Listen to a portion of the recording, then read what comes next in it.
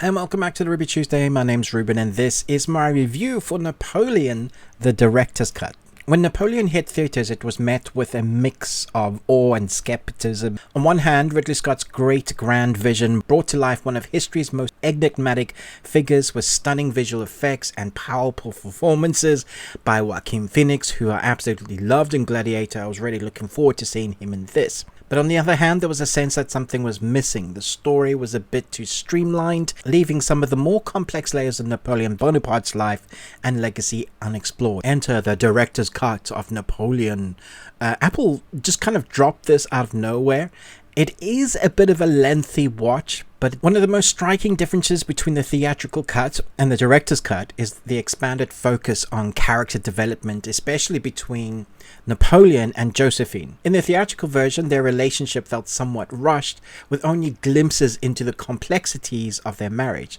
The director's cut, however, takes its time to flesh out the dynamics between them, which is probably what we wish we had in the first place. We get additional scenes that delve into Josephine's influence on Napoleon, not just as her lover and wife, but as a political partner. The director's cut allows us to see how she navigates the treacherous waters of the French court, manipulating situations to her advantage, often without Napoleon's knowledge. This expanded narrative paints a more nuanced picture to their relationship, highlighting the emotional and psychological nuances that drive their actions. Now, Joaquin's performance benefits from the extra on-screen time that he gets.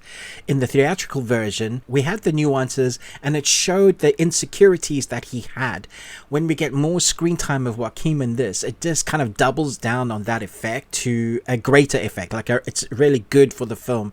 The storyline, the pacing somewhat is stretched out further. The director's cut doubles down on these insecurities, providing more context to his decisions, whether it's in battle or in his personal life. The additional scenes offer a glimpse into his vulnerabilities, making him more complex and I would say slightly more relatable compared to what we had of him, what we understood of him in the theatrical version. Now, the theatrical cut of Napoleon moved at a brisk pace. Even though it was 2.5 hours, it opted for the more action scenes that made Ridley Scott famous when he did the Gladiator and Kingdom of Heaven. Those scenes, he knows how to create action with epic scope. Unfortunately, the story was a bit topsy-turvy. This time, however, we have a lot more added. So all those scenes that we've had before, they're still in there. They haven't been taken out, but we get, I guess, a more breathable scene. The famous battle scene that we get in Napoleon, its big theatrical hit that everybody was talking about, kind of more on the positive side of this film, was that one particular scene. We get more to see the preparation. We also understand how smart Napoleon was. His battle mastery is more on display here, so that when we get the action that is big and epic, we get more of that, which is awesome. But the build up to that makes it even more epic. Similarly, the political machinations of the French court are given more screen time, which helps us to better understand the stakes and the players involved. This added context makes Napoleon's rise and fall more of a coherent and emotionally resonant story than what we had in its original release at the cinema. So when it comes to historical accuracy, this isn't a documentary, but Ridley Scott is also known for taking history and making the scene work for the film. Because it's meant to be entertaining, we don't have some historical accuracies, but he pays a lot of attention to detail. The world feels much more lived in. Because we get more of it, we get to see the costume designs that seem more authentic, even though they may not be. He definitely takes liberties with the story to ensure that the pacing in the story is exciting for the story that he wants to tell. We see more of Napoleon's early life and his rise through the ranks of the French military, providing a clear understanding of his motivations and ambitions. There's also more attention paid to the cultural and social context of the time, giving the film a richer historical texture. That said, to reiterate, this is not a documentary, so Ridley Scott does take some liberties, but that's okay.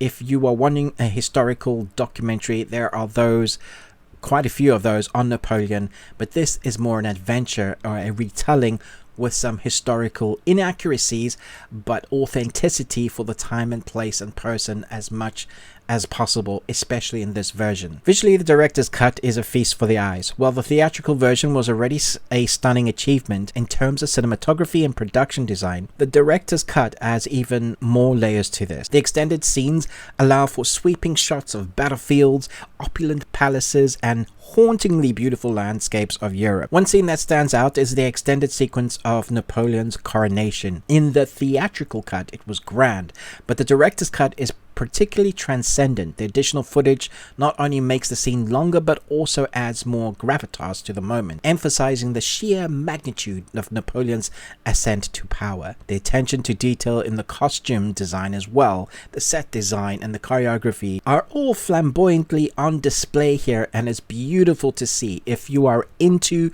the designs of history when it comes to costumes and palaces, everything that you see, every frame is lovingly told through the complex nature of what it took to make this film, the grandiose scale, the extra layers that you get, not just because of the time, but because of those scenes that play out more, make this version of the film a must-watch rather than the original. Of course, you can't really have a Ridley Scott film without Hans Zimmer. In the theatrical version, the music was grand, big as you'd expect. It matched the tones, or the tone and pacing that you would expect from a Hans Zimmer score.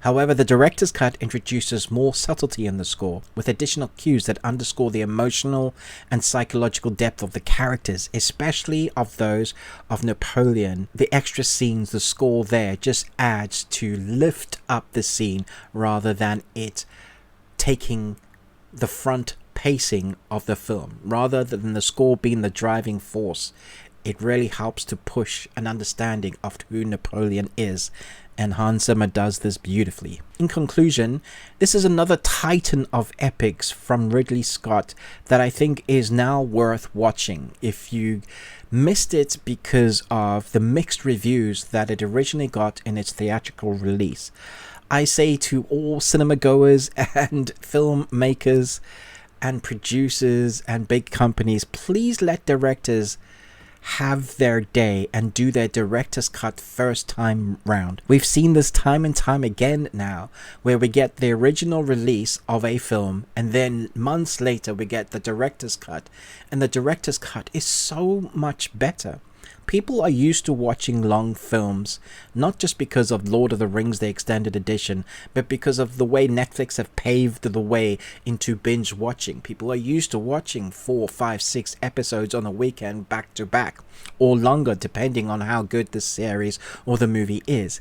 And so if time is the excuse, it's really annoying, because now we've seen how much better the director's cuts of versions from these directors can be. And this is a prime example. From one film that just felt, it's fine, to another film that thinks, oh, this is epic. I give Napoleon, the director's cut, 4 Nicolas Cages out of 5. And you got one. Thanks so much for watching. Let me know if you're going to give the director's cut a go. But most of all, until next time, remember, live long and Tuesday.